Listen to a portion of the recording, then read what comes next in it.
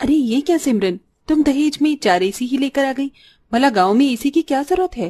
दीदी, आप शुरू से ही गांव में रह रही हैं, पर मैं आपकी तरह गवार नहीं, शुरू से शहर में रहती आई हूँ और मुझे 4 एसी में सोने की आदत है।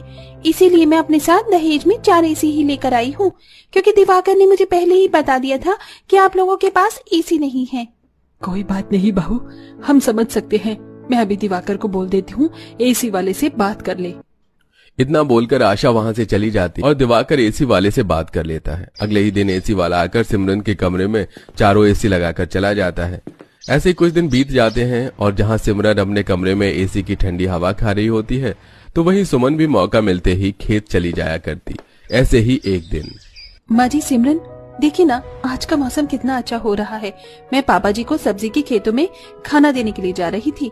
मैं तो कहती हूँ कि आज आप दोनों भी मेरे साथ चलिए, घंटे 2 घंटे वहीं बिता कर आएंगे। मुझे कोई शौक नहीं है इस गर्मी में बाहर जाने का। आप जाओ, मैं अपने कमरे में ही सो लूंगी।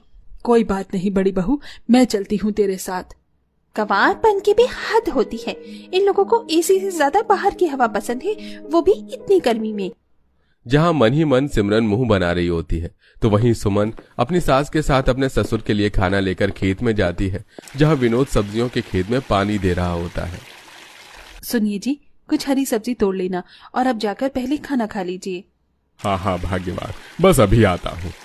इस तरह सुमन अपनी सास और ससुर के साथ वहीं पर बैठकर खाना खाती है और कुछ देर बाद आशा अपने पति और बहू के साथ कुछ सब्जियां खेत से तोड़कर घर ले जाती है।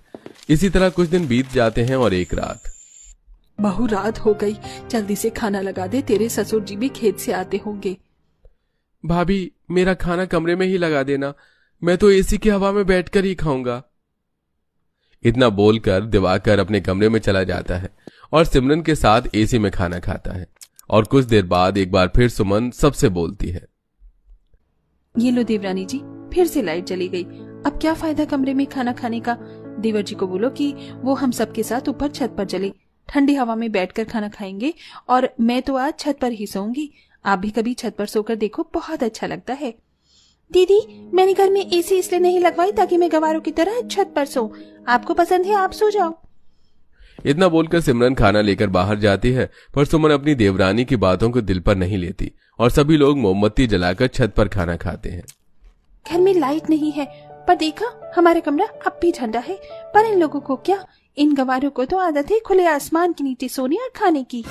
क्या सिमरन, तुम भी ना? अब उन्हें पसंद है खुले में सोना, छोड़ो ना उन्हें। दिवाकर की बातें सुन सिमरन मुंह बना लेती है। अब इसी तरह कुछ दिन बीत जाते हैं और एक शाम फिर से लाइट चली जाती है।